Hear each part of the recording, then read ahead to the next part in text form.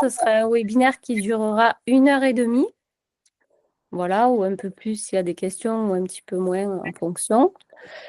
Euh, donc, on va déjà vous présenter dans un premier temps Maison Magenta. Tourner Cynthia, si tu y arrives. Oui. Ah oui, donc je vais faire d'abord un briefing sur comment va se dérouler la séance webinaire d'aujourd'hui. Donc, il y aura une petite présentation et les objectifs de Maison Magenta suite à tous ces webinaires qui sont proposés et celui d'aujourd'hui. Quelques chiffres sur l'endométriose et l'apport des interventions non médicamenteuses pour l'endométriose. Ensuite, on aura l'intervention d'une kiné et spécialisée aussi en yoga qui s'appelle Julie Solvi et qui a accepté notre invitation sur ce webinaire. On aura 3 thérapeutes qui interviendront et qui font partie du réseau Maison Magenta, qui se présenteront à leur tour et qui présenteront aussi leur pratique et comment ça peut vous servir en tant que boîte à outils autour de votre endométriose. Et ensuite, on aura un témoignage d'une patiente, si on arrive à la retrouver, étant donné qu'on a le lien qui n'était pas accessible, mais elle témoignera en tant que patiente et elle vous parlera des interventions non médicamenteuses auxquelles elle a pu bénéficier et dans quel sens ça a été positif pour elle. Et ensuite, on fera une petite conclusion. On vous donnera des fiches synthèse, surtout aux patientes et aux aidantes qui sont là aujourd'hui, et les contacts de nos intervenantes dont nous vous aurons parlé sur tout ce webinaire. Voilà, n'hésitez pas à interagir tout au long du webinaire. Voilà, à couper, à poster des messages pour qu'on puisse répondre et que ce webinaire il soit interactif parce que c'est le but des dialogues en santé que Maison Magenta a voulu créer. Voilà, c'était vraiment pour mettre plus de liens et que tout le monde s'y retrouve entre les astuces de chacun, les propositions professionnelles de chaque thérapeute et vraiment que tout ça se mette en lumière. Alors, on va se Voilà. présenter. Donc, on est Anne-Sophie et Cynthia. On est les fondatrices de Maison Magenta. Donc, Maison Magenta, qu'est-ce que c'est? Ben, c'est une structure qui regroupe des thérapeutes qualifiés et engagés et dans une approche, on va dire, intégrative et non médicamenteuse pour justement accompagner les personnes atteintes de pathologies chroniques, dont l'endométriose, qui est le sujet aujourd'hui. Et on collabore avec des professionnels de santé, des thérapeutes spécialisés pour proposer vraiment des accompagnements adaptés et complémentaires aux traitements médicaux classiques.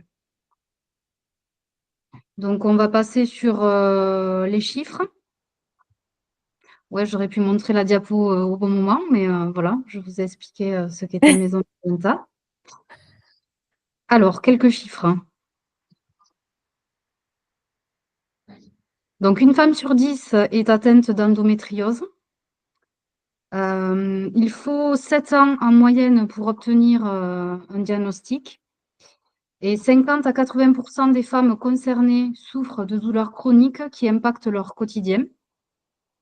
Et les INM, comme la kinésithérapie, la relaxation, le shiatsu, la nutrition, peuvent contribuer justement à réduire significativement la douleur et améliorer la qualité de vie.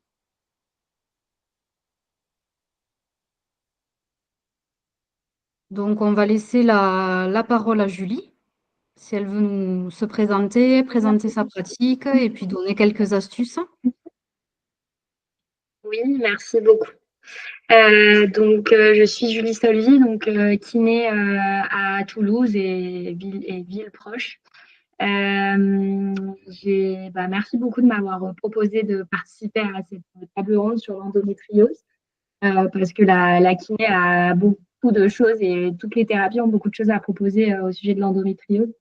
Et heureusement, on en parle de plus en plus, mais je pense qu'il y a encore pas mal de choses qui sont un petit peu inconnues et pas forcément partagées, peut-être pour les femmes qui sont concernées par les soignants, les équipes soignantes qui les suivent. Tout le monde ne connaît pas forcément tout ce qui existe, évidemment, donc c'est chouette de connaître un peu mieux. Au niveau de la kiné, donc on pense souvent rééducation périnéale pour l'endométriose. Effectivement, ça fait partie d'un des axes de travail qu'on peut faire en rééducation périnéale s'il y a des douleurs vraiment à ce niveau-là qui vous concernent. Et au-delà de ça, il va y avoir plein de choses intéressantes suivant en fait vos besoins et ce que vous ressentez en fait au niveau symptômes, parce que chaque endométriose est différente et du coup, on n'a pas des protocoles non plus. On va adapter chaque séance. On peut travailler ensemble vraiment sur la détente viscérale et tissulaire. Donc, vraiment essayer de vous détendre s'il y a beaucoup de tout ce qui est douleur digestive, d'essayer un petit peu de diminuer les adhérences qui peuvent exister et essayer de créer de l'espace là où ça manque d'espace et de fluidité, de souplesse. On peut travailler aussi ensemble tout ce qui est enfin, un travail respiratoire. Personnellement, et je sais que je suis loin d'être la seule, il y a beaucoup de kinés maintenant qui se forment au pilates, au yoga, etc. Et même dans notre formation de base, mais encore plus si on a ce type de formation, ça nous aide beaucoup à vous aider sur la respiration et sur cette gestion-là, en fait, au niveau de l'amplitude, du diaphragme, qui peuvent être aussi des zones douloureuses d'ailleurs, ou gênantes. Là, et encore il n'y a pas longtemps, j'avais une patiente qui chante, une patiente concernée par l'endométriose, et qui chante et qui me disait que c'était clairement un truc qui a bloqué. Et pas la première à me parler de cette zone-là, donc je sais que le diaphragme est une zone où on peut travailler aussi ensemble. En kiné, on peut aussi voir ensemble tout ce qui est travail postural et travail cicatriciel si vous avez eu une opération et il y a besoin de travailler sur les cicatrices pour pas qu'elles restent adhérentes et qu'elles deviennent gênantes ou douloureuses. Et même par rapport à, voilà, au retour au toucher aussi de cette zone-là qui peut être difficile pour vous de retoucher. Tout ce qui est travail postural pour réussir voilà, à mieux gérer peut-être votre posture, parce qu'avec des douleurs chroniques, on a souvent une posture qui se modifie parce qu'on prend des positions pour limiter ces douleurs-là. Donc, plein de petits conseils. Ça passe à la fois par la thérapie manuelle, c'est-à-dire vraiment travailler avec nos mains sur une table, comme on peut l'imaginer, mais aussi plein de conseils d'éducation thérapeutique, d'hygiène de vie. Là, c'est en fonction de la sensibilité aussi vers quel kiné vous allez aller. Je vous invite vraiment à vous tourner si vous avez suivant qui est là et qui écoutera ce replay, mais suivant dans quelle région vous êtes, de voir s'il y a des kinés qui sont spécialisés là-dedans, c'est quand même mieux parce que au moins on connaît vraiment ce qu'il en est et on sait au mieux vous écouter et vous aider. Et on peut aussi vous aider sur des étirements adaptés, vous apprendre des postures et des étirements et la gestion de la douleur et du stress qui passe par plein de choses aussi. Donc, c'est vraiment global et complémentaire et c'est pour ça que c'est bien si ça s'étend sur plusieurs séances. Après, moi, personnellement, j'essaye de déconstruire et de ne pas être forcément dans la kiné qu'on a l'habitude d'avoir où il y a forcément un nombre de séances qui est donné par le médecin. Les médecins maintenant sont plus obligés de mettre un nombre de séances sur les ordonnances de kiné et du coup, c'est à nous de voir ensemble avec la patiente qu'est-ce qu'on juge bon pour elle au niveau du nombre de séances et ça, on peut le voir aussi ensemble. On passe déjà un temps de bilan au départ et au fur et à mesure, on verra ce dont il y a besoin. Pareil au niveau de la fréquence des séances. Je pense, enfin, vous êtes celle qui connaissez le mieux votre corps et à moins que ce soit vraiment des périodes de crise et de douleur où il y a besoin de beaucoup se voir. Mais sinon, personnellement, je préfère vous donner des clés pour réussir à être le plus autonome possible par rapport à ça et ne pas avoir besoin de se voir toutes les semaines comme ça peut se faire dans plein d'autres pathologies en kiné où on voit les patients toutes les semaines, si ce n'est plusieurs fois par semaine. Et je pense qu'il y a justement toute cette, euh, euh, toute cette importance de prendre le pouvoir aussi sur son corps et sur sa maladie, de réussir à mieux comprendre sa maladie et mieux comprendre son corps et arriver à mettre en place des choses que tous les thérapeutes peuvent vous partager. Et je vous invite aussi enfin, c'est la deuxième petite casquette, mais je vous invite aussi à pratiquer du yoga, enfin, soit à le découvrir, soit à surtout le continuer, parce que pour le coup, c'est quelque chose qui a été démontré dans les études scientifiquement, qui est une thérapie non médicamenteuse qui va vous aider énormément. Du yoga suivant comment vous vous sentez, parce que c'est hyper adaptable suivant votre énergie et votre moment dans la semaine, dans la journée.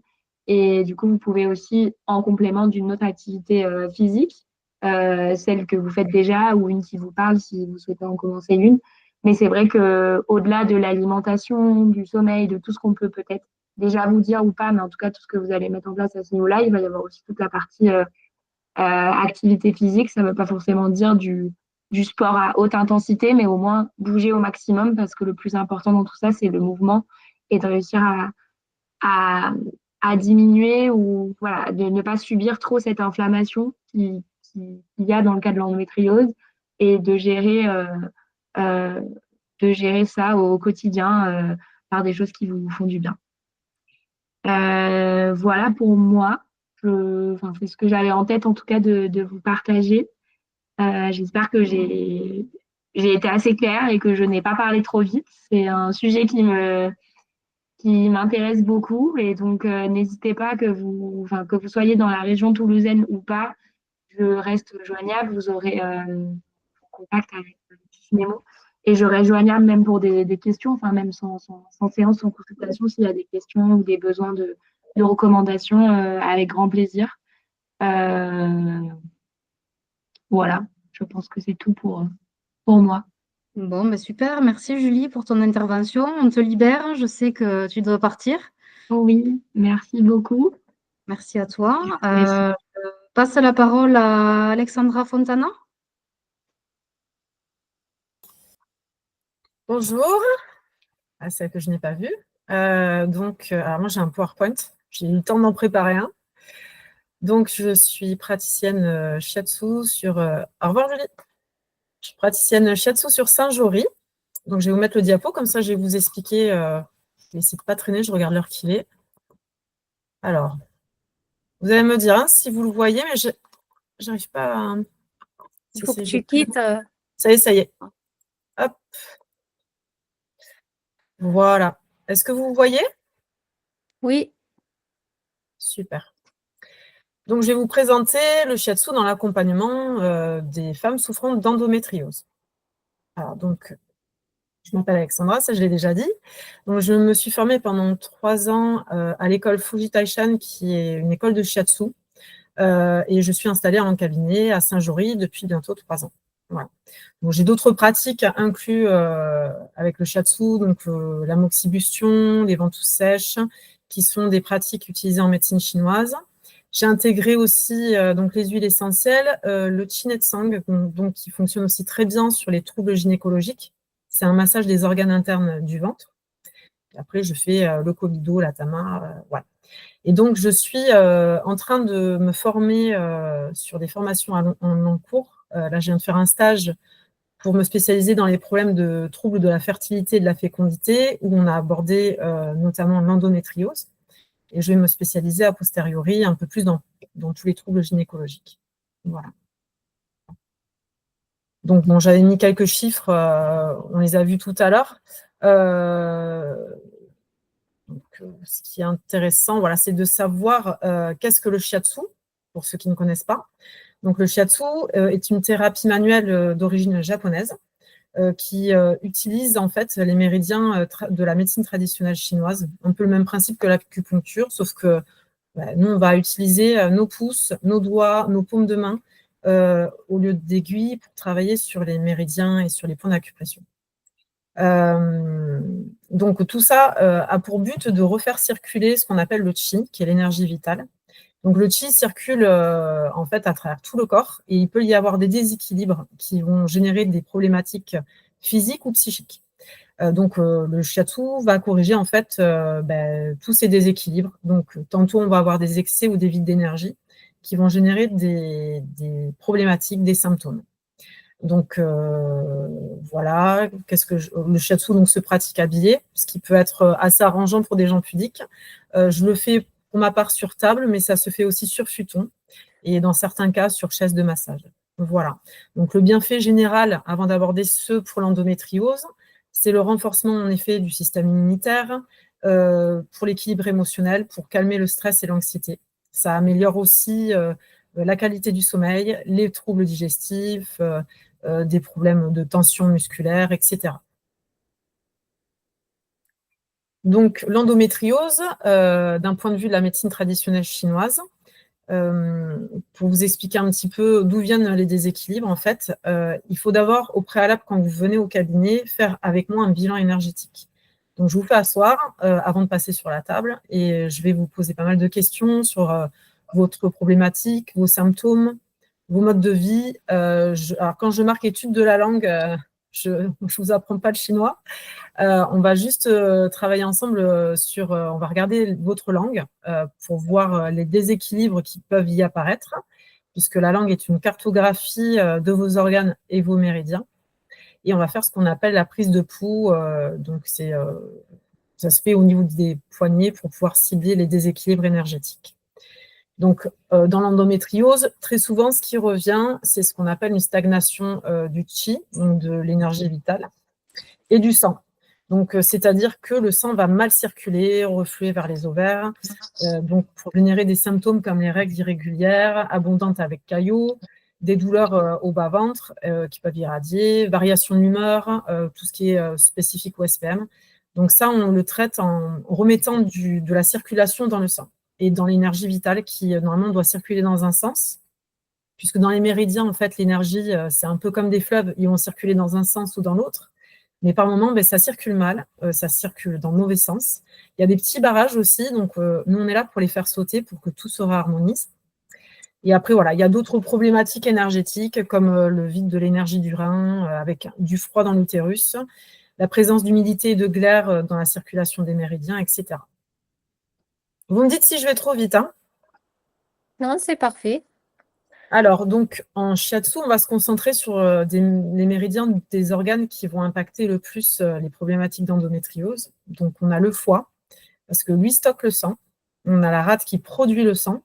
Le rein qui stocke le yin, qui est très important aussi pour un bon fonctionnement de l'appareil gynécologique et pour tomber enceinte, d'ailleurs. Et ce qu'on appelle les merveilleux vaisseaux, je n'entrerai pas dans le détail, le renmai et le chongmai, qui ont leur spécificité. Donc, le traitement en shiatsu, c'est refaire circuler en effet l'énergie vitale et le sang dans le bon sens, que tout fonctionne de manière optimale, renforcer l'énergie du rein, dénouer les tensions musculaires et émotionnelles, et plein d'autres choses. Je voulais dire un truc, mais j'ai oublié. J'ai plein de trucs à raconter, mais je suis obligée de faire. Voilà. Et donc, les bénéfices, au final, sont, pour les endogirls, la diminution des douleurs pelviennes, des douleurs lombaires, parce qu'on améliore la circulation sanguine, lymphatique aussi, les tensions aussi musculaires. On va réduire aussi cet aspect de fatigue chronique qui est très présent au niveau de l'endométriose. Et ce dont on parle moins, pourtant c'est très important, c'est l'équilibre physique, certes, mais aussi émotionnel. Parce que, alors, j'en profite pour faire mon témoignage. Je suis une endogirl. J'avais de l'adénomiose, mais bon, j'ai une hystérectomie, donc j'ai plus ce problème-là, mais j'ai toujours un peu de l'endométriose. Et clairement, voilà, ça va jouer énormément sur le système nerveux. On va être beaucoup plus anxieux, beaucoup plus stressé. On va être dans l'appréhension d'avoir nos règles. On va être dans l'appréhension de la douleur. Et puis la fatigue génère du stress. Et c'est un cercle vicieux. Et le shiatsu aide vraiment beaucoup à poser son cerveau à côté, à relâcher au niveau émotionnel. Et voilà, il faut dire ce qui est. Les émotions jouent sur les douleurs et vice-versa. Donc, c'est un tout. Ensuite, alors, des conseils pour voilà, se prendre en charge au mieux. J'ai fait des choses assez succinctes hein, au niveau alimentaire. Donc, bon, j'ai pas bien fait mes parties, mais c'est pas grave. Alimentation, je vous conseille fortement de limiter les produits laitiers et les aliments froids. Ça, c'est quelque chose qui est préconisé en médecine traditionnelle chinoise. Mais c'est aussi dans l'alimentation anti-inflammatoire. Et alors, je me permets de faire une parenthèse parce que pour moi, mettre au point un petit peu un équilibre à tous les niveaux pour prendre en charge mon endo, et j'ai aussi d'autres soucis de santé qui font que j'ai des problèmes inflammatoires assez importants. J'ai mis en place l'alimentation anti-inflammatoire, donc qui est un peu restrictive, certes, mais c'est de limiter fortement le gluten, les produits laitiers en général, parce que ce n'est pas que le lactose, c'est la caséine qui va être pro-inflammatoire. Et donc, de faire attention à tout ce qui est perturbateur endocrinien, bien entendu. Et ça, moi, quand je l'ai mis en place, j'ai vu des résultats très conséquents. En plus, avec le cumul du shiatsu, j'avais des douleurs qui étaient fortement diminuées. J'avais des règles hyper hémorragiques qui, bon, on n'est pas magicien, mais qui se sont quand même bien calmées par période. Et puis, alors surtout, moi, au niveau équilibre émotionnel, je trouvais que je gérais beaucoup mieux mon SPM et ma fatigue chronique, et ça m'a vraiment, vraiment aidé de cumuler l'alimentation avec le shiatsu. Ensuite, il faut vraiment bien se couvrir le ventre parce qu'en endométriose, on peut avoir cette notion de froid interne, donc froid dans l'utérus. Donc, en période de règles, pensez à bien vous couvrir, une petite bouillotte sur le ventre, c'est très bien. Évitez au maximum de vous baigner en eau froide, même si c'est en été, alors allez-y progressivement parce que le choc thermique, en plus de, voilà, de fragiliser votre pathologie, ça n'aide pas du tout. Ensuite, pratiquer des exercices physiques, comme disait Julie tout à l'heure, le yoga est assez extraordinaire pour en avoir fait, parce que ça va travailler la détente du bassin, la détente émotionnelle aussi, et puis c'est assez agréable à recevoir. Et ça permet notamment aussi de calmer ses émotions, comme la méditation, et la cohérence cardiaque aussi, qui est très bien. Voilà. Après, pour la partie herboristerie, bon, assez rapidement, parce que je ne suis pas herboriste, mais j'ai fait une formation qui nous a justement un petit peu expliqué ce qui pouvait faire effet dans l'endo. Donc, on a 3 plantes, 4, l'achillée millefeuille, le gingembre, l'angélique et le romarin. Mais si vous prenez des traitements hormonaux ou d'autres traitements, il faut toujours voir avec un herboristerie qui sera vraiment spécialisé ou une pharmacie spécialisée. Voilà. Après, j'ai marqué un petit message d'accompagnement. Sarah qui nous dit justement en commentaire qu'elle pourra te contacter après. Ah, ok, pas de Elle souci. est herboriste, voilà. D'accord, eh ben, c'est très intéressant. Mais, voilà, donc elle sait à quel point. Ouais, puis si elle veut interagir, il n'y a pas de problème, hein, Sarah, tu peux. Pardon, je voulais pas couper la présentation. Oui, parce qu'en fait, je profite du webinaire, même si c'est à distance, pour rencontrer les autres thérapeutes qui travaillent spécifiquement sur l'endométriose, parce que c'est une problématique que j'accompagne beaucoup avec les plantes médicinales et l'hygiène de vie.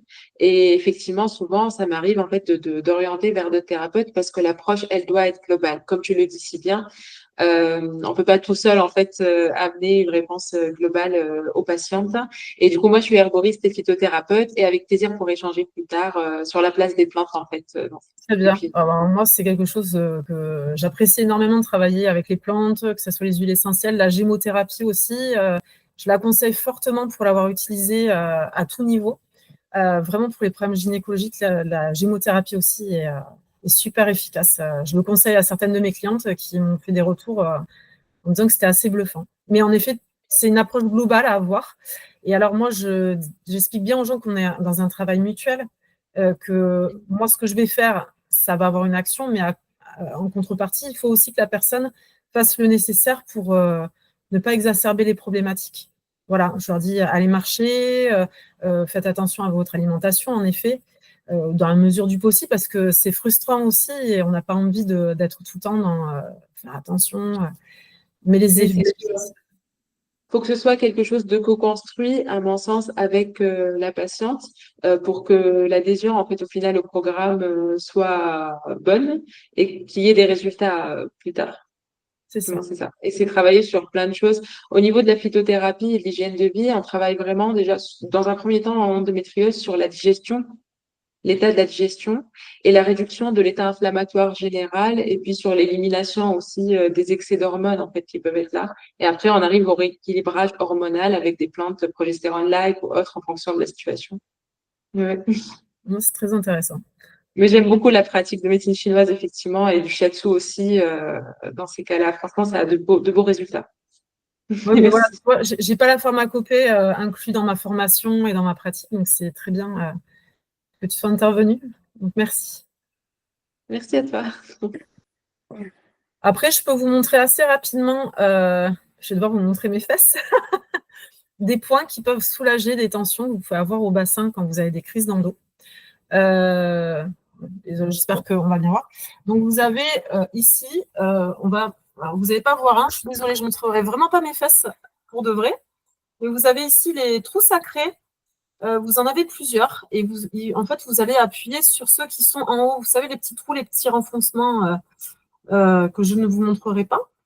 Et donc, le fait de vous mettre, par exemple, contre un mur et de mettre les doigts en crochet, les index, et d'insérer les phalanges dans vos trous sacrés vont aider à détendre en fait, les ligaments et les tensions que vous pouvez avoir à ce niveau-là.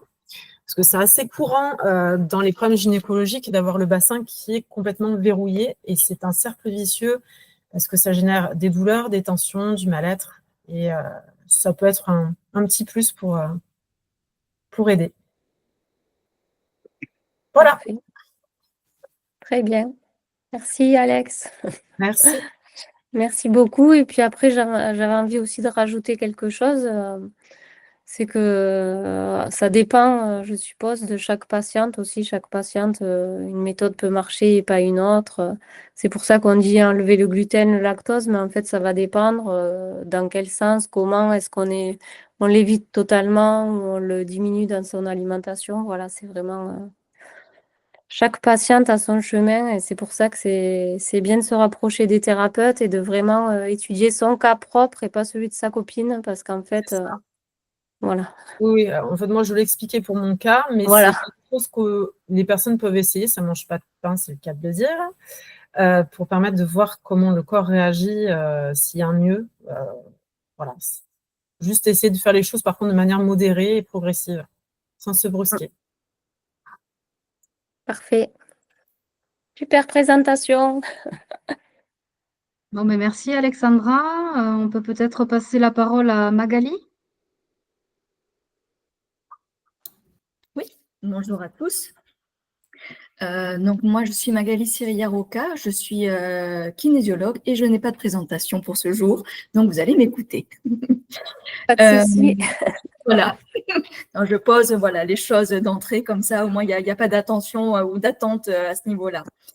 Donc moi, j'ai suivi un parcours de formation sur Toulouse. Je travaille sur Gimont, qui est une petite commune dans le Gers, donc qui est département frontalier de la région toulousaine. Dans ma pratique, donc il y a un tronc commun qui appartient à la kinésiologie, qui est orienté sur 3 thématiques principales, qui sont le santé par le toucher, donc qui est le premier axe qui a été mis en place dans la kinésiologie. La kinésiologie a commencé dans les années 30 aux États-Unis, c'est vraiment le point de départ, a continué à se développer essentiellement dans les années 60 jusque dans les années 80, pour arriver en France dans les années 80. Donc, on a toujours, nous, un petit retard. Mais voilà, c'était important de vous situer aussi un petit peu l'historique de la kinésiologie. Donc, le santé par le toucher, en fait, est une technique qui associe pratique occidentale et la médecine traditionnelle chinoise, donc comme le shiatsu, où on va venir effectivement par rapport au méridien, venir soit faire des points d'acupression, venir libérer, puisqu'il y a un protocole aussi qui est le soulagement de la douleur. Donc, en fonction du méridien, voilà, qui va être qui va ressortir sur la séance. Je vais vous expliquer un peu plus en détail après le déroulé d'une séance. On va venir travailler sur ce méridien pour soulager la douleur qui est liée, en fait. On est sur une approche, en fait, liée à l'émotionnel, en santé par le toucher. Ensuite est venu compléter 2 autres points. Donc, c'est le brain gym et du kinésiologie, qui est axé sur tout ce qui est apprentissage. Donc, ça peut être des personnes qui ont des problèmes de concentration, des difficultés à apprendre et plein d'autres choses. Et ensuite, ça va être le Free One Concept. Donc, nous, on appelle ça en français l'intégration corps-mental. Donc, c'est-à-dire, c'est une pratique qui permet de reconnecter quand une personne est trop dans le mental ou au contraire que dans son corps, ben, reconnecter les deux parce qu'il y a un déséquilibre du coup au niveau du global pour la personne. Voilà pour la kinésiologie. Pour aller un peu plus en détail sur une séance, parce que je ne sais pas si tout le monde connaît cette pratique-là. Le déroulé, en fait, se fait de cette manière-là. Il y a un premier temps d'échange où la personne va venir exposer sa thématique. Donc, ça peut être comme aujourd'hui l'endométriose et voilà les problématiques qui sont liées.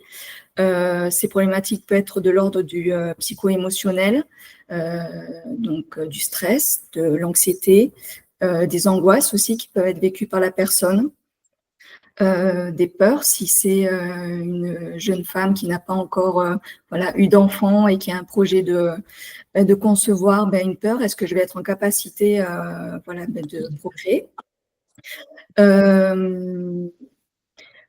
D'autres points comme la dépression qui peut être vécue quand l'endométriose, comme on disait, c'est vraiment propre à chacune.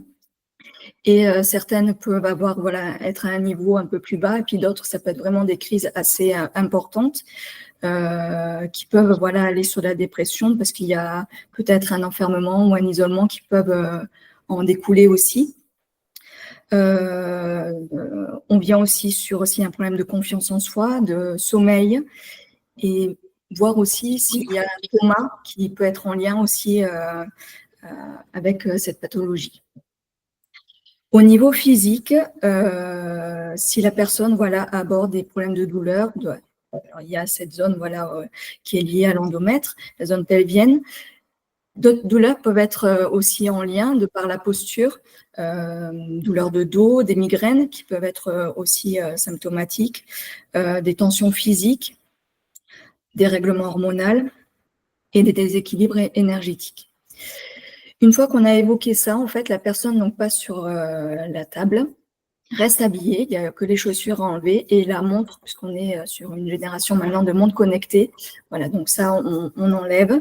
Et en fait, en kinésiologie, en fait, on utilise le tonus du muscle qui va nous donner une réponse. En fait, ce tonus, donc généralement, on utilise le poignet de la personne, mais ça peut être toute partie du corps qui peut être testée. Le quadriceps, par exemple, donc le muscle de la cuisse, est un muscle très fort qui nous permet vraiment d'avoir une réponse quand on a le muscle qui n'est pas sous stress. Vous ne pouvez pas du tout bouger la jambe de la personne. Par contre, si on est sur une thématique stressante pour elle, la jambe, elle lâche. Et la personne pourra faire ce qu'elle veut, elle ne pourra pas tenir sa jambe. Donc, par rapport à ça, en fait, nous, ça va nous permettre d'aller chercher des informations complémentaires par rapport à ce qui a été évoqué, de conscient à conscient, en fait, en début de séance. Puisque là, du coup, vous l'aurez compris, le dialogue va se faire essentiellement avec le corps, mais aussi avec l'inconscient. Donc, en kinésiologie, en fait, on vient regrouper ces trois points, le conscient, l'inconscient et le corporel. Des informations peuvent être au conscient, mais comme certaines informations peuvent être présentes que dans le corps et ne sont pas conscientisées, et nous, en fait, c'est ça qu'on va aller chercher. Je reprends un peu comme mon logo, en fait, moi, c'est un arbre de vie. La partie consciente qui est évoquée en début de séance, en fait, moi, ça représente en fait ce qui est en surface de l'arbre. Et en fait, par rapport à ça, on va descendre pour aller jusqu'aux racines et au démarrage de la racine par rapport à cette problématique qui a été évoquée. Et à partir de là, on vient rééquilibrer le corps. Donc, j'ai expliqué qu'il y avait 3 grands axes par rapport à la kinésiologie. Moi, j'ai complété ma pratique par rapport à un module en énergétique et aussi en accompagnement sur tout ce qui est pré- et post-natal. Et une autre pratique que j'ai en complément, c'est la réflexologie crânio-sacrée, donc où on vient aussi travailler sur le corporel. Là, il n'y a pas forcément d'échange verbal comme en kinésio, puisqu'il y a un échange aussi pendant la séance.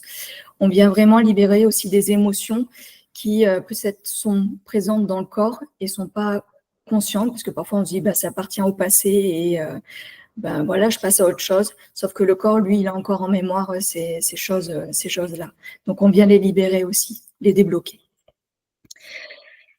Je ne sais pas si mes explications étaient claires sur la pratique. Donc du coup, on vient rééquilibrer à la fin en kinésio le corps. Donc c'est le corps qui nous guide en fait toute la séance. C'est lui qui va nous dire le protocole qu'on doit choisir. Ça peut être un ou plusieurs.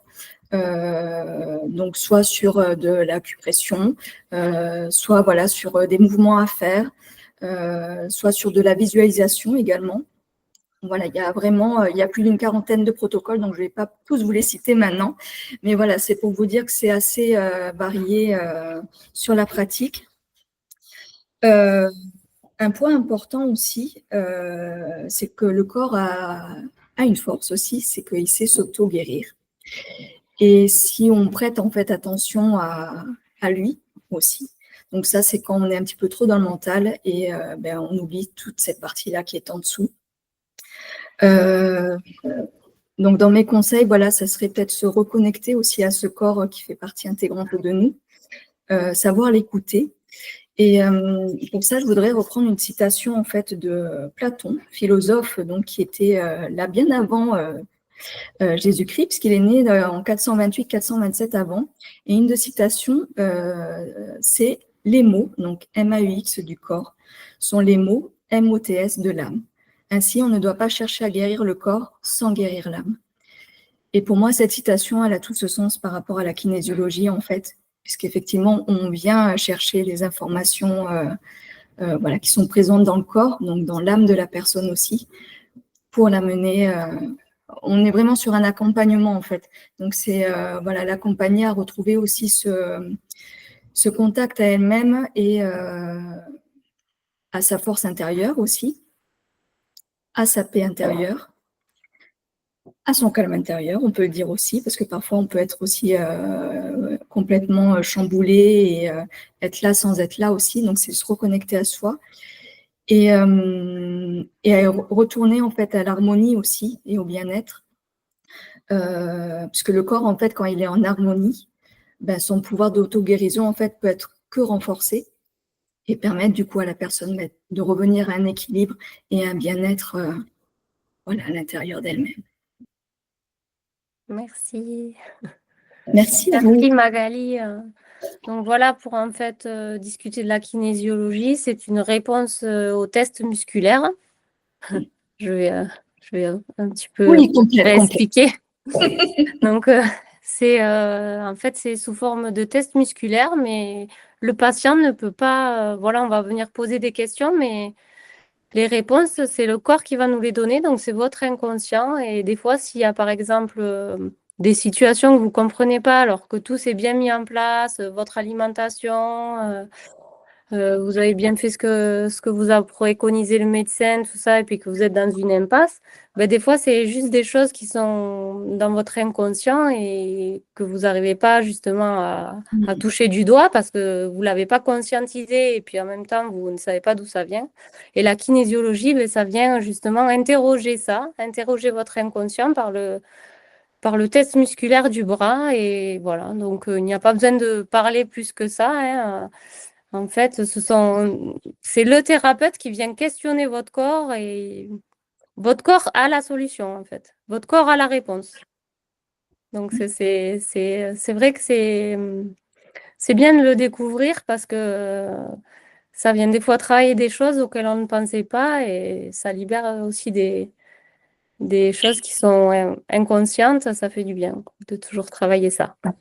Voilà. Si j'ai pu remettre un peu les idées. Oui. Je voulais juste rajouter quelque chose. C'est un livre qui est de Peggy Favès. C'est l'endométriose, un chemin vers l'équilibre.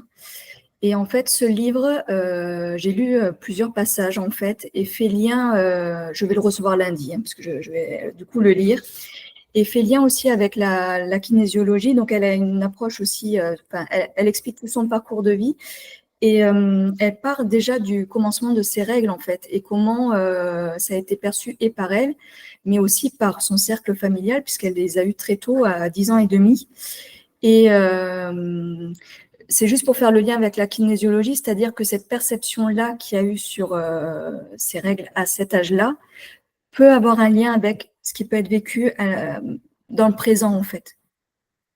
Voilà, je ne sais pas si c'est bien clair, mais voilà, peut-être qu'il y a pu y avoir un stress. Elle explique qu'elle était au ski, donc en combinaison de ski. Et à 10 ans et demi, bon, on ne nous parle pas déjà voilà, que ça peut arriver. Généralement, c'est plus sur les années collège. Et en fait, elle explique qu'elle a senti une sensation de chaud entre ses jambes et voilà, c'est qu'est-ce que je fais? Donc, elle a dit à sa maman. Et donc, il y a eu un stress lié au contexte de ces règles. Et voilà, et après tout son parcours, voilà, jusqu'à l'endométriose. Voilà, c'est juste pour vous dire qu'il peut y avoir un lien en fait entre un point de démarrage et jusqu'à l'instant T en fait. Voilà. Donc petit livre, voilà, que je recommande. Très bien, merci. Merci à vous. Ben, on va passer la parole à Maud. Et bonjour à toutes. Vous m'entendez bien? Super bien. Oui. Avant tout, merci, merci Anne-Sophie et Cynthia de Maison Magenta de m'avoir invitée à cette table ronde pour vous présenter. Donc moi, j'ai une présentation que je vais vous partager.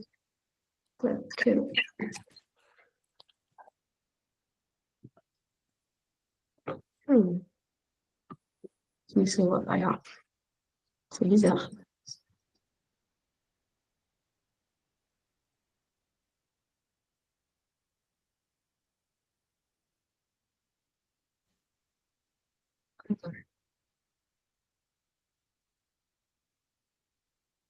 C'est bon. Vous allez me dire si vous voyez bien. Super. Donc, moi, je vais vous parler de rééquilibrage électrique. Vous arrivez à bien voir la présentation? Oui. Oui, super. Donc, je m'appelle Maude Gallonnier, je suis pharmacienne de formation et maintenant, je consulte uniquement au cabinet, donc en accompagnement, en accompagnant le rééquilibrage électrique, qui est la technique dont je vais vous expliquer. Je vais vous la présenter à travers cette présentation et voir en quoi ça peut être intéressant pour améliorer la qualité de vie quand on a de l'endométriose, ce qui est le cas de pas mal de personnes que je suis au cabinet en accompagnement sur mesure. Donc, je suis installée au cabinet à Toulouse. Donc concrètement, de quoi il s'agit? Cette technique qui ne vous parle peut-être pas. Ça repose sur la circulation électrique dans le corps. Donc notre corps génère des micro-courants électriques. On en a à travers notre activité cardiaque, à travers l'activité cérébrale. Et c'est important qu'il y ait une bonne circulation électrique dans tous les tissus et les cellules du corps, puisque c'est essentiel au bon fonctionnement. Simplement, si vous prenez à l'échelle d'une cellule, il y a une membrane cellulaire qui entoure chaque cellule. Et de part et d'autre de cette membrane, il y a des ions positifs et négatifs. Et pour qu'ils puissent faire des bons mouvements et passer à travers la membrane cellulaire, il y a un phénomène de courant électrique. Donc, ce phénomène-là est capital pour avoir un bon fonctionnement tissulaire et physiologique. Et donc, c'est sur ce phénomène-là que l'on travaille en rééquilibrage électrique à l'aide d'un appareil, à l'aide d'un appareil perfectionné et de capteurs. Je vais vous montrer en image à travers une petite vidéo. Hop. Je vais vous montrer la vidéo pour pouvoir mieux vous rendre compte comment on travaille. Il faut que je partage du coup la bonne.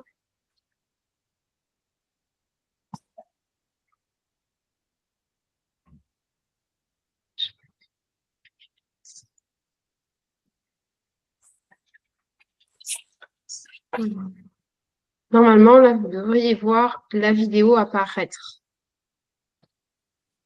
Est-ce que c'est le cas? Oui, c'est bon. Oui, alors je la lance. Donc, à l'aide d'un appareil et donc de capteurs, donc on a un capteur au niveau du casque sur la tête et d'un capteur en main, l'appareil va analyser comment l'énergie, l'électricité circule dans le corps. Donc, par exemple, là, c'est l'estomac et il y a une zone centrale qui est en perturbation et on va analyser l'organe, le tissu, les cellules, jusqu'à quel point la circulation électrique peut être perturbée dans un tissu, ce qui va nous apporter des informations sur des cellules et des tissus où l'électricité ne circule pas correctement, qui peut donc avoir un impact sur la fonctionnalité du tissu et donc être source de problématiques, de symptômes. Donc, pour reprendre la suite de la présentation, je vous ai illustré cela. Alors, c'est passé assez vite. Je ne sais pas si vous avez bien eu le temps de voir, mais du coup, là, je vous ai illustré ce que je peux voir assez régulièrement dans les cas d'endométriose. Donc, sur différentes organes et tissus du corps. Je vais vous commenter ça. Et à travers ça, ça va permettre d'aborder aussi des conseils plus généraux que l'on peut avoir pour améliorer la qualité de vie des personnes avec endométriose. Donc, la première image en haut à gauche, c'est une vue gynécologique. Donc, les images, c'est des images du logiciel, hein, mais par contre, tout ce qui est pictogramme qui s'affiche et les courbes qui s'affichent en cours d'analyse, ça correspond à vos données électriques qui sont mesurées en temps réel au moment de l'analyse. Donc, il arrive que l'on ait des informations à ce niveau-là sur des zones où l'électricité ne circule pas bien dans les tissus. Ça peut à la fois se produire vraiment au niveau de l'utérus et pour les femmes qui ont une endométriose de type adénomiose, donc avec surtout le muscle utérin touché. Ça va vraiment se matérialiser plus en perturbation au niveau de l'utérus. Mais on peut aussi avoir et voir à travers ces images des informations sur des perturbations sur un ovaire qui peut être plus marqué d'un côté que de l'autre. Et souvent, c'est des choses aussi cliniquement qui sont ressenties, puisqu'il y a des femmes qui sentent bien qu'à l'ovulation, certaines, elles ont beaucoup plus mal certains mois d'un côté que de l'autre quand il y a l'ovulation. Ça, c'est en lien avec quel ovaire ovule sur ce mois-là. Donc là, vraiment des infos sur la vue gynécologique, ça peut essayer d'apporter un éclairage complémentaire. Donc, je te rappelle bien, hein, c'est d'un point de vue électrique uniquement, ce que l'on regarde, et au niveau du tissu. Donc, on s'intéresse vraiment au terrain, le tissu, comment il est équilibré, et non pas, on ne s'intéresse pas à une pathologie spécifique, mais plus à l'équilibre du tissu. Est-ce que l'électricité circule bien pour pouvoir bien le faire fonctionner et qu'il ait ce bon métabolisme. La deuxième vue en bas à gauche, c'est une vue des nerfs du petit bassin. Donc, vous avez vraiment la colonne vertébrale au centre, vous allez avoir les hanches et tout ce que vous voyez comme trait jaune, faisceaux jaunes qui partent du centre, partent de la colonne vertébrale et vont diffuser à travers la partie pelvienne. Ce sont les nerfs du petit bassin. Évidemment, c'est une structure qui est derrière la zone gynécologique.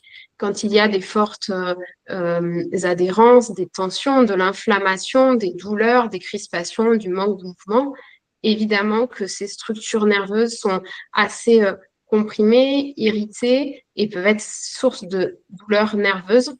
Et certaines femmes ont des phénomènes de douleurs de type sciatique qui se produisent et qui sont aussi en lien avec leur endométriose.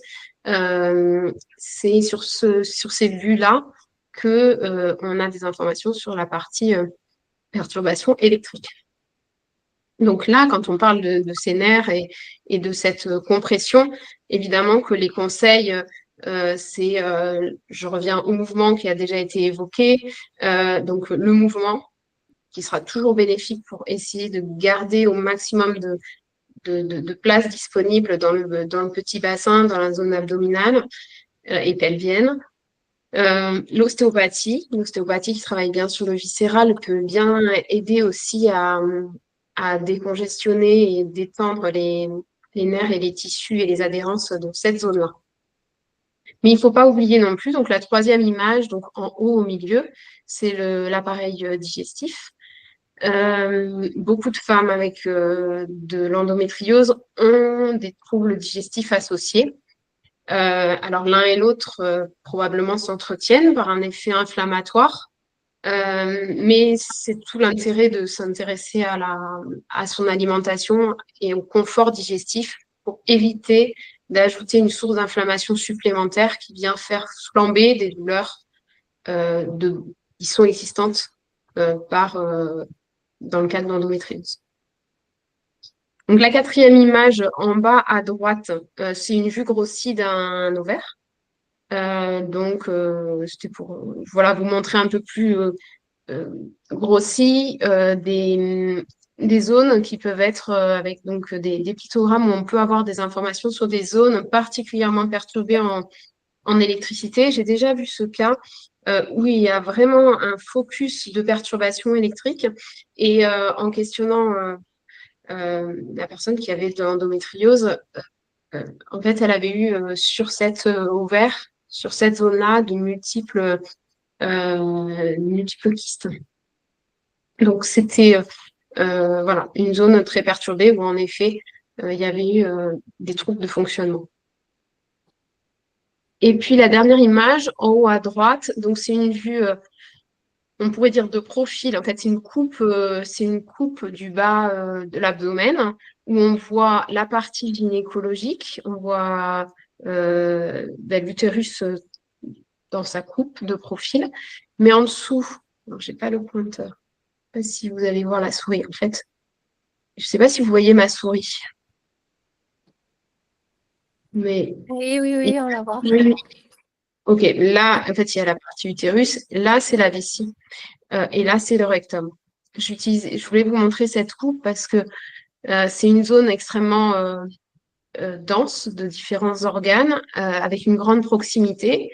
Vous savez que certaines d'entre vous sont concernées par des projections des troubles, des projections d'endométriose qui vont toucher aussi d'autres organes, parfois la vessie, parfois le rectum. Et en fait, on comprend bien là avec, quand on regarde une vue anatomique, en fait, avec la proximité de ces organes, comment ça s'interfère. Et il arrive que je vois chez certaines femmes au niveau électrique, donc quand on fait l'analyse du rééquilibrage électrique, des perturbations sur la vessie qui peuvent être fortes, où elles peuvent ressentir assez souvent comme des multiples infections urinaires, mais qui sont en fait des inflammations plutôt, parce que quand elles font des tests, il n'y a pas de germe en fait expliquant une infection urinaire. Et donc, c'est tout un écosystème, il y a un organe majeur qui est peut-être concerné, peut-être que ça se focalise au niveau de l'utérus, mais il y a tout un phénomène d'environnement, autant le digestif qui peut apporter de l'inflammation, que ce soit au niveau du rectum ou de la vessie, qui peuvent vraiment beaucoup interagir avec les mécanismes de base de la pathologie. Et donc, c'est vraiment important de travailler sur cet ensemble. Donc, pour en revenir, voilà, pour finir là-dessus, mes conseils, ça serait du mouvement, être accompagné par des approches aussi qui puissent se compléter. Donc, je trouve que l'ostéopathie est vraiment intéressante. On a évoqué tout à l'heure le mouvement, la médecine chinoise, le yoga pilates par les étirements. Le rééquilibrage électrique est intéressant dans cette approche pour aussi pouvoir soutenir le tissu, soutenir les tissus perturbés, soutenir les organes les plus perturbés pour rapporter une bonne circulation électrique et donc soutenir le corps dans son fonctionnement, en fait, redonner le coup de pouce électrique qui est nécessaire au tissu et là-dessus, le corps puisse apaiser les symptômes, améliorer la qualité de vie. Et une chose dont on n'a pas trop parlé, c'est la fatigue qui peut être générée aussi avec des douleurs constantes, avec de l'inflammation. Et ça, c'est aussi un vrai pilier qui est très source de stress, d'épuisement. Donc, c'est important d'essayer de travailler au mieux sur la qualité de vie de ces patientes. Alors, voilà.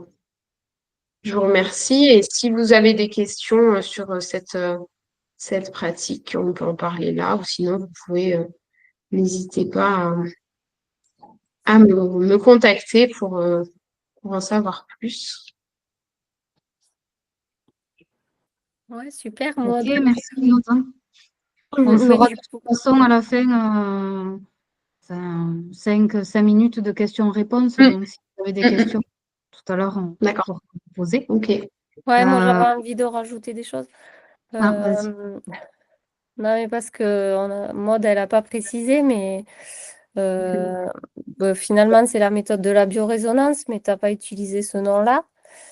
Et est-ce que ça fait mal au final, tu vois, ta pratique, le fait Ah de oui, parler d'impact la pratique électrique, ouais, pendant la voilà. séance, si ça fait mal. Non, Voilà. pas du tout. Je Oui, oui. pense que c'est Euh, important parce que pour les patientes, Exactement. ouais. Tu as raison. Alors, la pratique, comment ça se passe? En fait, ce sont des séances, c'est une séance qu'il faut compter d'1 heure et demie, où on fait le point sur les symptômes, l'analyse et le rééquilibrage. Donc, vous avez vu le casque sur la vidéo ici, au niveau capteur. Hop. Vous avez un casque comme ça sur la tête et un capteur en main. Alors certes, c'est relié à un appareil et il y a des stimuli électriques qui sont de très faible intensité. Donc ce n'est pas du tout douloureux. On les ressent à peine. Certaines personnes parfois ressentent des fourmillements légers dans la main, mais c'est tout. C'est pas du tout douloureux. Le travail qui se fait, même la partie de rééquilibrage électrique, n'est pas douloureux. On peut parfois ressentir pendant la séance le corps qui commence à travailler, c'est-à-dire parfois quand il y a une zone très comprimée, en manque de mouvement, on peut ressentir de la chaleur qui rentre dans cette zone, un peu plus de mouvement, de place qui se fait. Mais en aucun cas, c'est douloureux. Et après, ça, c'est le point de départ, la séance, et le travail après continue dans le corps. Le corps va continuer à rééquilibrer à peu près sur 3 semaines. Et, et c'est ce que je disais, là, c'est vraiment une approche de travail du terrain. C'est pas à travers c'est pas, moi, ce qui m'intéresse, c'est pas enfin, je vous questionne sur le symptôme parce que c'est la préoccupation de la personne qui vient, mais c'est de retrouver sur la cause la plus profonde de perturbation électrique, de quelle nature elle est, ou pouvoir, dans le rééquilibrage, être la plus euh, efficace possible et que ça tienne dans le temps surtout. Voilà. Moi, je voulais savoir s'il y avait des cas pour lesquels cette méthode ne serait pas adaptée. Alors, Dans par des arythmies précaution, cardiaques mais bon, par ouais, précaution, voilà. alors par précaution, mais c'est vraiment des précautions, de grandes précautions, mais moi, il y a 3 situations où je prends pas ces personnes. Si on est équipé d'un pacemaker, un pacemaker fonctionne avec des impulsions électriques. Voilà, je ne veux pas qu'il y ait d'interférence de quelque type que ce soit, même si c'est de très faible intensité. La femme enceinte, parce que c'est une période trop à risque pour plein de raisons, et des personnes concernées par des crises d'épilepsie non contrôlées. Parce que l'épilepsie repose sur une activité électrique du cerveau enfin, une problématique, en fait, on va dire ça. Et donc, voilà, c'est les 3 situations. Ok, merci. Parfait. Bon, ben merci Merci Maud. à On vous. peut peut-être passer Merci. la parole à Claire pour qu'elle nous éclaire sur son vécu, Oui. qu'elle témoigne, justement sur l'endométriose.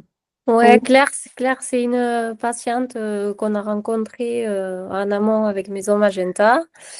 Et donc, elle est d'accord de soutenir ce webinaire du côté témoignage, plutôt en tant que patiente, et de parler aussi de ce qu'elle a vécu et qu'est-ce qu'elle a expérimenté de son côté, qui a pu être utile ou pas. Et on est très contente de l'accueillir. Elle a réussi à se connecter. Bon, il y en a beaucoup qui ont loupé le lien. Claire, ne sois pas stressée. On était Non, non, tous en retard. Voilà. ok. Bon, et bonjour à toutes. Donc, ben, moi, c'est Claire, j'ai 35 ans. Je suis préparatrice en pharmacie dans une clinique à Toulouse et je vis entre Montauban et Toulouse. Donc, moi, j'ai été diagnostiquée en 2020 à la suite d'une opération pour me faire retirer 3 fibromes. Il y avait une suspicion avant cette opération d'endométriose, mais rien n'était ressorti sur l'imagerie à l'IRM. Et j'ai toujours eu des règles très douloureuses depuis que je suis réglée, c'est-à-dire depuis l'âge de 12 ans. Après, j'ai trouvé un anti-inflammatoire qui m'a soulagée pendant quelques années. Et je ne sais pas pourquoi, en 2023, mes douleurs ont été un peu plus intenses. un peu plus douloureuse, sans forcément que la maladie ait évolué, mais voilà, je pense qu'il y a eu un choc ou émotionnel ou quelque chose dans ma vie qui a fait que la maladie a évolué, que mes douleurs ont été un peu plus intenses. Et voilà. Donc, du coup, moi, là, clairement, ça a eu un impact sur ma vie sociale, au sein du couple, au travail. Donc, il a fallu accepter tout ça. Ça a été assez difficile. Là, ça va beaucoup mieux. Mais l'an dernier, on va dire que j'aurais pas pu témoigner déjà parce que j'étais pas bien. Je pense que j'étais pas loin d'une dépression. Parce que ben, voilà, c'est des douleurs pelviennes, douleurs dans la jambe, des problèmes digestifs, parce que j'ai une atteinte digestive aussi. Je suis intolérante au lactose et j'ai le syndrome du côlon irritable. Donc je pense que ces trois pathologies, si on peut dire comme ça, sont liées entre elles. Donc au début, c'était compliqué ben, d'aller au restaurant, d'aller chez les amis parce que je savais que tel aliment, je ne pouvais pas le supporter, que tel aliment, ça allait me faire mal au ventre. Donc, je me suis un peu renfermée sur moi-même.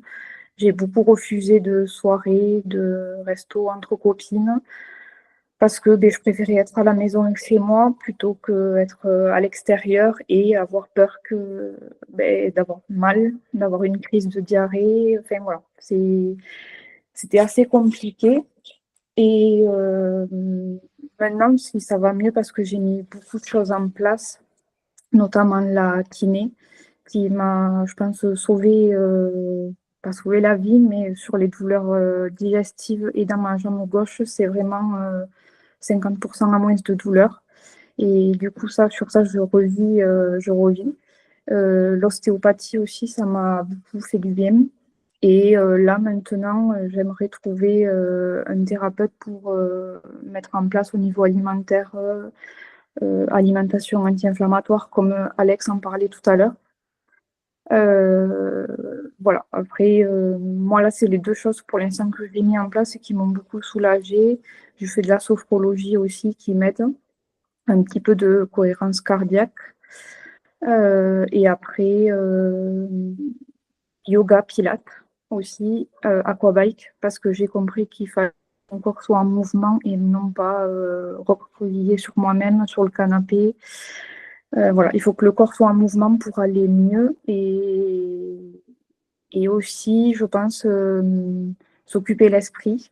Enfin, moi, je sais que quand j'ai eu mes crises assez importantes, j'étais sur le canapé avec ma bouillotte en attendant que les douleurs passent avec le médicament. Et forcément, ben, le cerveau, ben, j'ai remarqué que mon cerveau savait que j'avais mal, donc je pensais que j'avais mal. Donc du coup, ben, j'avais tout le temps mal. Et j'ai remarqué qu'en m'occupant l'esprit, notamment à travers la photo, la poterie que je pratique, ben, du coup, mon cerveau squeezait la douleur et enfin, j'avais moins mal, quoi. Donc, je pense qu'il est important aussi de se trouver une activité, peu importe telle qu'elle soit, mais il faut enfin, dériver le cerveau de la douleur, quoi. Et après, qu'est-ce que je pourrais dire de plus? Ouais, le sport aussi pour la mobilité du bassin. Et, et voilà, la méditation pour réduire le stress. Et après, si j'avais un conseil à donner aux autres personnes qui sont atteintes d'endométriose, c'est ne pas perdre espoir. Il faut trouver des thérapeutes avec qui on est en confiance, qui sont adaptés à notre cas, parce que je sais qu'il y a autant d'endométriose que de femmes qui en souffrent. Moi, personnellement, la kiné, le yoga, ça me fait extrêmement de bien. Je sais qu'une autre personne, peut-être non. Donc voilà, il faut trouver, il faut essayer. Il faut aussi surtout ne pas vouloir tout faire en même temps. Moi, j'ai commencé par yoga pilates, après la méditation, pour voir ce qui marche et ce qui ne marche pas. Et là, je sais que ce qui me reste à faire, moi, c'est sur le plan alimentaire. Et je pense qu'il est aussi important d'être acteur de sa santé et pas attendre que ça passe, quoi. Il faut être acteur de sa santé pour aller mieux et voilà ce que je pourrais dire. Merci Claire. Oui, ben c'est Merci sûr que Claire. de toute Merci. façon, avec toutes les thérapies, il faut essayer parce que chaque thérapeute est unique et répond à une patiente ou pas, ou à une autre et pas l'autre. Enfin voilà, du coup, c'est vraiment la prévention en santé C'est et ça. être acteur de sa santé. Voilà, il y a toujours une solution de toute façon à une problématique Oui, et oui. elle se trouve. Après, c'est sûr que les douleurs chroniques, ben, ça reste dans le mental et c'est intégré. Et c'est pour ça que la méditation et d'autres thérapies sont essentielles dans ce, Oui, oui, complètement, dans ouais. ce domaine. Après, je pense, enfin, moi, je suis préparatrice en pharmacie, je suis dans le domaine un peu médical, donc du coup, je parle beaucoup et je me renseigne beaucoup. Mais je sais qu'il y a d'autres personnes qui sont pas dans le milieu médical et qui ont mes connaissances et qui n'ont pas forcément accès à toutes les pratiques de médecine, on va dire, parallèles à la médecine classique. Et c'est vrai qu'il y a un large choix pour trouver celle qui nous correspond le plus, quoi. C'est ça. Oui, ben, en tout cas, s'il y a des patientes ici concernées qui ne savent pas quelle thérapie choisir, eh bien, vous pouvez aussi contacter soit moi, soit Cynthia, parce qu'on a quand même un réseau de thérapeutes qui est engagé sur cette problématique et on saura vous renseigner par rapport aux demandes que vous avez ou vos recherches. Et ou quoi combiner avec quelle thérapie, ça c'est aussi important. Et puis l'alimentation, ça a un grand rôle aussi dans l'endométriose. Donc voilà, on n'en a Oui, pas oui. parlé, mais ça pourrait être le sujet d'un webinaire entier, je crois. Donc Oui, parce voilà, on entend beaucoup parler d'alimentation anti-inflammatoire. c'est Mais ça. voilà, ça, là aussi, on entend un peu de tout et de rien. Enfin, en tant que patiente, on ne sait pas trop vers quoi se diriger. Bon, moi, j'ai quelques pistes, mais je sais qu'il faut que j'approfondisse la chose un peu plus. Et, mais ouais, l'alimentation en fait partie. Il y a d'autres choses aussi, les perturbateurs endocriniens aussi. Voilà, mais C'est ça. bon, on nous donne Oui, beaucoup d'infos. les C'est ça. antioxydants, le soja, est-ce qu'il faut en prendre ou pas, la vitamine D, la vitamine C, voilà, est-ce que c'est essentiel dans ce... Voilà, tout ça, ce sont des questions alimentaires que je connais bien, mais étant donné que je suis diététicienne, mais à la base, ça vient vraiment de la patiente elle-même et il faut vraiment adapter au plus juste. Ça, c'est vraiment personnalisé, mais comme finalement toutes les thérapies qu'on a pu écouter aujourd'hui. Donc, on invite vraiment à prendre rendez-vous en individuel avec chaque thérapeute parce que chaque personne est unique et chaque cas d'endométriose aussi. Donc, voilà. Mm. Si vous avez des questions, on peut prendre un temps pour se poser des questions entre vous ou à nous, enfin, comme vous voulez. Bon, s'il n'y a pas de questions, c'est très bien aussi. Peut-être Sarah, est-ce que tu étais d'accord avec au niveau herboristerie et phyto? Est-ce que tu as des choses à rajouter peut-être? Oui, je voulais dire deux choses déjà par rapport à l'alimentation, parce que c'est très important déjà. Enfin, moi, je vois le retour des patientes que je suis sur ça, et c'est vrai que ça fait la différence. Il y a les adaptations alimentaires, mais il y a aussi l'état inflammatoire du système digestif en lui-même. Parce qu'en fait, comme disait Maud tout à l'heure, c'est de par la proximité en fait des zones et des fois les atteintes qui sont au niveau du système digestif, bah, on a un état inflammatoire qui est important. Donc, en fonction de ce qu'on mange, on peut flamber davantage cette inflammation ou on peut essayer de la calmer. Donc, il y a les adaptations alimentaires d'une part, mais il y a aussi l'état de la barrière intestinale, l'état, bah, du coup, de cette, enfin, comment dire, de ce, comment on dit quand on se Digestif. protège? Ouais. En fait, c'est une barrière qui est là pour nous protéger aussi. Derrière cette barrière, il y a une grande partie du système immunitaire. On sait aujourd'hui à quel point l'immunité et l'inflammation sont liées. Et quand on flambe tout ça, au final, bah, ça vient augmenter les douleurs qui sont déjà ressenties au niveau de l'endométriose et augmenter l'état inflammatoire général. Donc oui, les adaptations alimentaires, franchement, c'est la base, c'est génial.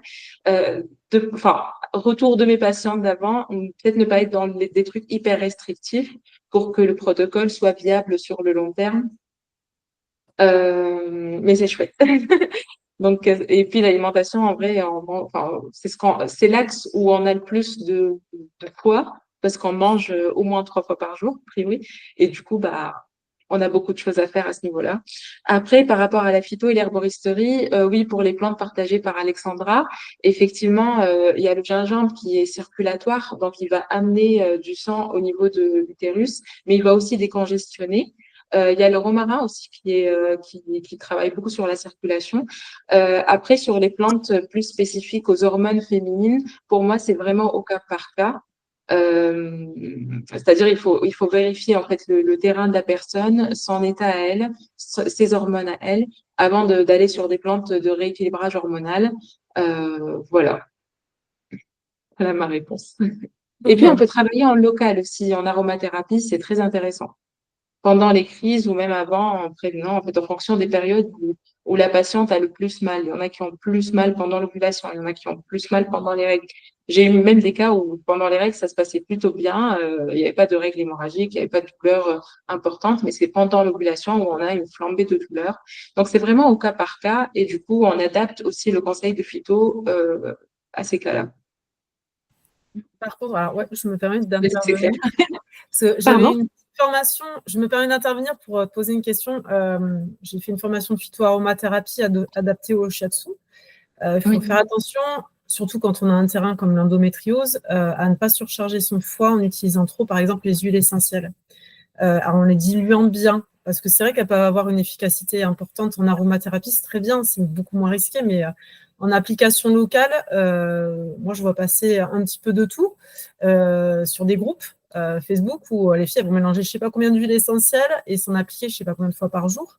Il faut savoir qu'en médecine chinoise, le foie il est hyper sollicité dans le cas de l'endométriose et ce qu'on cherche à faire, c'est l'amener à baisser un peu plus en énergie.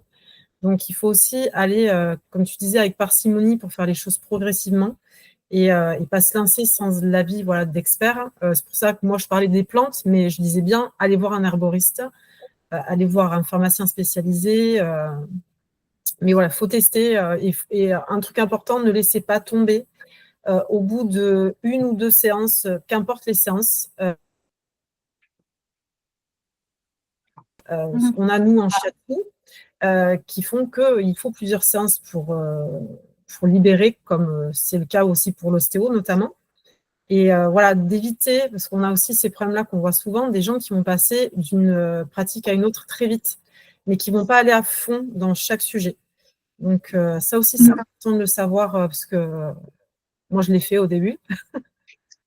et en fait, il faut être patient pour voir des fois sur la durée les effets venir. Oui, je vous confirme, oui. Voilà. Bon, merci Alexandra pour ces indications. Le webinaire va bientôt toucher à sa fin. Peut-être on peut faire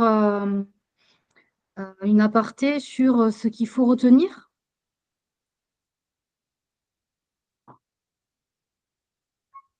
Qu'est-ce qu'il faut retenir, Cynthia? Alors, qu'est-ce qu'il faut retenir? Bon, ben, forcément, l'endométriose, c'est une maladie qui est complexe, qui impacte la qualité de vie de la personne qui est touchée par cette maladie, au niveau des douleurs, de la fatigue, des troubles digestifs et du stress. Donc, les interventions non médicamenteuses ont un rôle à jouer dans cette prise en charge. Mais il faut savoir que chaque approche est unique et que chaque personne a besoin de trouver celle qui lui correspond. Et comme tu disais, Alexandra, vraiment le faire sur du long terme avant de passer à une autre pratique. Donc, l'accompagnement global est la clé pour ça. Donc, il faut se faire accompagner sur plusieurs thérapies. Et c'est en combinant ces thérapies que souvent, on trouve que c'est plus efficace. Ce webinaire sera disponible sur demande, toute personne qui en fera la demande. Et également, on pourra remettre un kit de fiches mémo pour les patientes qui le souhaitent, où sera détaillée chaque pratique avec les astuces, les présentations et les coordonnées de tous les thérapeutes qui étaient présents aujourd'hui. Donc, je laisse le mot de la fin à Anne-Sophie pour conclure ce webinaire. Oui, ben merci beaucoup d'avoir assisté à ce webinaire et vous, en tant que thérapeute, vous avoir présenté vos pratiques, avoir fait confiance à Maison Magenta. Pour les patientes, il faut savoir qu'il y aura d'autres thématiques. Donc, si vous êtes intéressé, il faut aller voir sur maisonmagenta.fr. Il y a tout indiqué dans la rubrique événements. Si jamais vous voulez les fiches mémo des thérapeutes et leurs contacts, adressez-nous un mail à bonjour-maisonmagenta.fr qui est écrit sur la diapo. De toute façon, on vous l'enverra dans votre mail pour les participantes qui étaient inscrites sur ce webinaire. Et comme ça, vous aurez les coordonnées de chaque intervenant d'aujourd'hui, leurs pratiques, leurs fiches outils concernant l'endométriose. Et vous pouvez nous retrouver aussi sur les réseaux sociaux, même certains thérapeutes qui sont là aujourd'hui, même tous. Et ainsi que Claire aussi, si jamais vous avez besoin de discuter aussi entre patientes, ça fait toujours du bien de se rencontrer et de partager sur les mêmes problématiques. Oui. Eh oui. En tout cas, merci beaucoup d'avoir assisté à ce webinaire. Merci d'avoir pris ce temps et j'espère que c'était utile. Pour Maison Magenta, c'était le premier webinaire organisé sur un dialogue en santé sur l'endométriose et on était heureuse de le partager avec vous. Voilà. Merci à vous pour Merci à vous. l'organisation et ce temps. Ben, merci Bonne pour journée. votre professionnalisme à tous. Allez. Bonne journée, bon week-end. Au revoir. Ken. Bon week-end.